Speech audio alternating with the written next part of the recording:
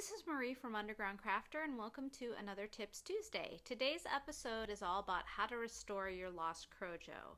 If you're not sure what Crojo is, don't worry, I hadn't heard of it myself until a couple years ago. It's basically combining crochet with Mojo. So that's kind of like this magical power that includes creative inspiration and other intangible things. So basically it's when you've lost your excitement about crocheting. And so for those of us who love to crochet, that can actually be kind of stressful when we feel like we want to make something and we just have lost all interest in crocheting. And so today I'm going to share 6 tips that will help you get your Crojo back. Tip number 1 is to make your favorite comfort project. Now, every one of us has a different kind of comfort project.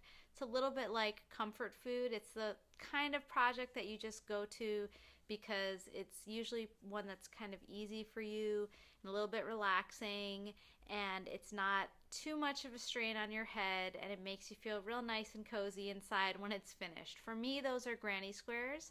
Granny squares were the first patterns I learned to read.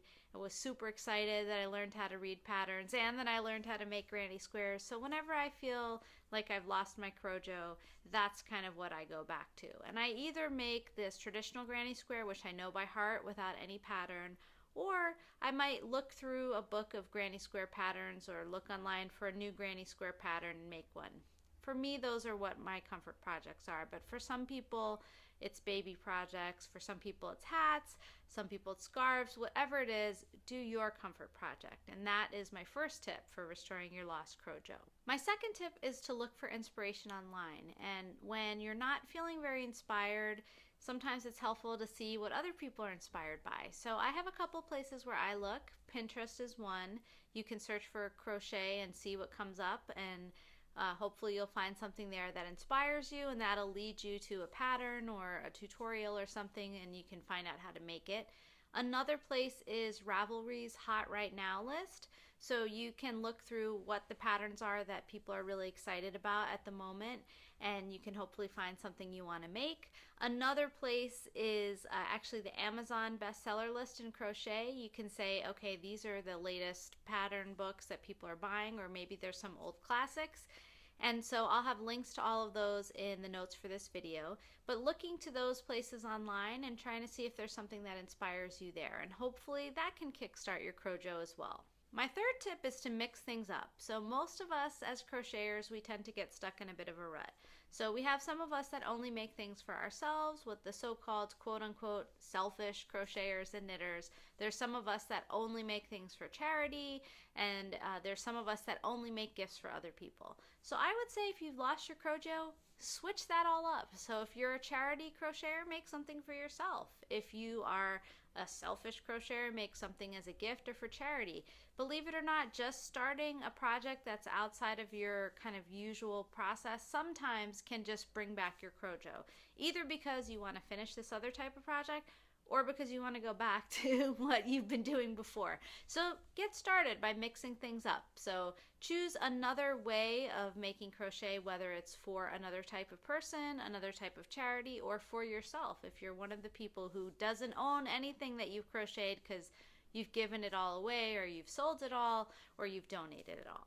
Tip 4 is to try a new crochet technique. So crochet is a really versatile art. It's not just the basic crochet stitches, and sometimes we lose our Crojo because we're kind of bored with the things we already know. We need to try something new, try something that's maybe a little bit harder for us and that we don't know as much about, and that kind of challenge can spark our inspiration. So with crochet, there's so many different techniques that you can try. Some of my favorites are Tunisian crochet, double-ended crochet, broomstick lace, hairpin lace. Those are just a few. You can also try stitches that you've never done before, like maybe you haven't done the Catherine wheel stitch, and I have a tutorial for that I'll put a link to in the notes. Maybe you've never done the pineapple stitch. So there's all kinds of different inspirational stitches or techniques that maybe you haven't tried, and that can help you get your Crojo back, either because you didn't have the confidence to try this before, or because same with mixing it up, maybe you end up that you don't like this new technique, but it makes you remember the older versions of crochet that you had loved so much before. So that's my next tip. As I said, it's to try a new crochet technique. My fifth tip is to participate in a crochet along. Crochet alongs are such fun ways to get to meet people, and you can do these in person. A lot of yarn stores have crochet alongs, but you can also do them online. And they're great because you get to chit chat with other crocheters, which is always fun. You get to see what other people are working on. Also always fun because you get to see different colors that they chose, their slight variation that could be inspiring.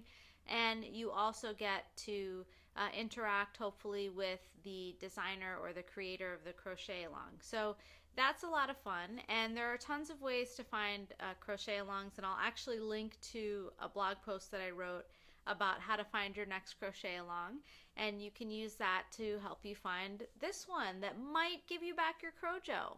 Now my last tip, number 6, is not crochet related, and that's just take a break. Sometimes, you know, if it's not working, just don't push yourself. Give yourself permission to step away from crochet, even if it's your favorite hobby, because you're just not feeling it at the moment for whatever reasons. So if you need to, take a break, and sometimes you'll find by not stressing over the fact that you lost your Crojo and not forcing yourself to crochet, that you'll just build back up your desire to crochet again. So those are my 6 tips. Again, the first one is to use a comfort project. The second one is to find inspiration online. The third one is to mix it up by creating a project for the different, either for yourself, for charity, or for a gift, different than what you usually do. The fourth one is to try a new crochet technique or a stitch that you've never worked on before or that has been difficult for you in the past. The fifth one is to join a crochet along and chat with other crocheters and see what they're working on. And the sixth one is to give yourself permission to take a break. So those are my 6 tips for restoring your lost Crojo. If you have other tips, or if you've used one of these before, I'd love to hear it. So please do let me know in the comments what you've done in the past when you've lost your Crojo. And if you're watching on YouTube, I'd appreciate it if you subscribe. And if you're watching on Facebook, I'd love if you follow or like my page.